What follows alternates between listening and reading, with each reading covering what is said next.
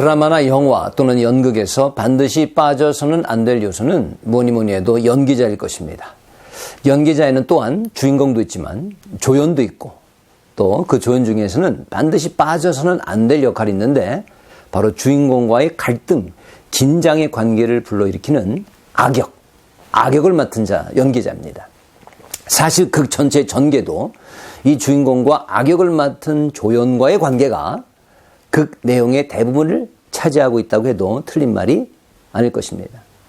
이런 악역과의 긴장관계 때문에 관객들은 그것이 바로 나의 이야기로 들려지게 되기도 하고 거기에 분노하기도 하고 슬퍼하기도 하면서 바로 거기서 카타르시스를 느끼게 되는 것이죠.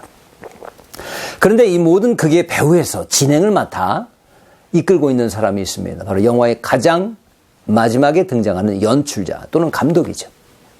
연기라든가 캐스팅뿐만 아니라 시나리오, 극본에서의 세밀한 장면까지도 뒤에서 감독하는 사람이 있게 마련입니다. 바로 연출하는 사람이 따로 있기 때문에 연기자는 장면 전환이라든가 세트장의 배경 또한 누가 무슨 역을 맡았는가에 관심을 가질 필요가 없습니다. 그냥 맡겨진 자신의 연기에 충실하면 되는 것이죠. 만약에 악역 맡은 사람이 마음에 안 든다? 그래서 교체해달라거나 그와의 갈등 관계에 대한 그 내용이 마음에 안 든다고 해서 빼달라고 수정해달라고 요청할 수는 없는 것이죠. 자, 우리의 인생살이도 비슷하다고 생각이 됩니다. 감독 되신 주님이 전체를 조망하면서 장면 전환 시마다 악역 맡은 사람들을 들여보내셔서 긴장 관계를 야기시키시기도 하실 것입니다. 하지만 마음에 안 든다고 해서 우리가 그를 미워하거나 바꿔달라고 할 일은 아닌 것이죠. 오히려 그러한 악역 맡은 사람들을 통해서 내 인생이 전개되기도 하고 달라지기도 하고 또 갈등과 긴장으로부터 발전되기도 하는 것이죠. 믿음의 조상 아브라함의 경우도 어땠을까요? 하나님의 명령만 순종하고 길을 떠났지만 순탄한 모습만 있었던 것은 아니었습니다. 그를 기다리고 있던 것은 지시한 땅에서의 흉년, 또 바로와의 이상한 관계들, 또한 믿었던 조카 롯의 배신 등등 그의 순종을 방해하는 요소가 너무나도 많았습니다. 하지만 그런 요소가 없었다면 그의 삶이 어땠을까요? 믿음의 조상으로 과연 성장할 수 있었을까요? 만일 야곱에게 악역인 에서가 없었다면 또 다윗에게 악역을 맡았던 사울이 없었다면 그들의 삶은 어땠을까요?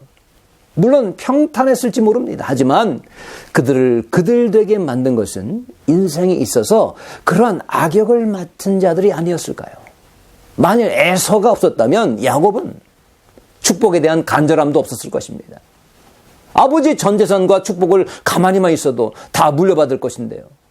장자권이란 말조차도 그의 삶에는 없었을 것이고 팥죽을 팔아서 장자권을 사는 따위의 그러한 갈등 관계도 생겨나지 않았을 것입니다. 따라서 외삼촌 라반의 집으로 가서 고달픈 도피 생활을 하고 거기서 속고 속이는 관계도 없었을 것이고 미래에 대한 불안으로 인해서 잠을 못 이루다가 하나님의 천사들을 바라보며 돌베개에 기름 부을 일도 없었을 것입니다. 다만 집에서 누워서 일도 별로 할 일도 없습니다. 시간만 지나면 아버지 것이 자신에게 고스란히 돌아올 텐데 이 재산만 바라보며 살다가 아마 피둥피둥 살만 찌면서 누워서 무의미한 삶을 보내고 있지 않았을까요? 과연 그런 악역이 주는 고난과 갈등의 생활이 없었다면 이스라엘의 왕으로서 통일된 왕국을 제대로 다스릴 수 있었을까요? 여러분, 우리 역시 전적인 하나님의 섭리, 그분의 주권을 인정한다면 과연 누구를 미워할 수 있겠고 누구를 원망할 수 있을까요? 지나놓고 보니까 그 사람이 내게 했던 잘못이 보이는 것이 아니라 그 이면에 하나님의 손길이 보이기 시작하더라 하는 것입니다. 오늘도 여러분 그것을 생각하시며 잘 훈련받으실 수 있기를 바랍니다. 지금의 힘든 과정을 통해서 하나님은 여러분을 연단시키시고 발전시키실 것이기 때문입니다. 그 믿음 가지고 오늘도 승리하시는 여러분의 삶이 되시기를 축원합니다.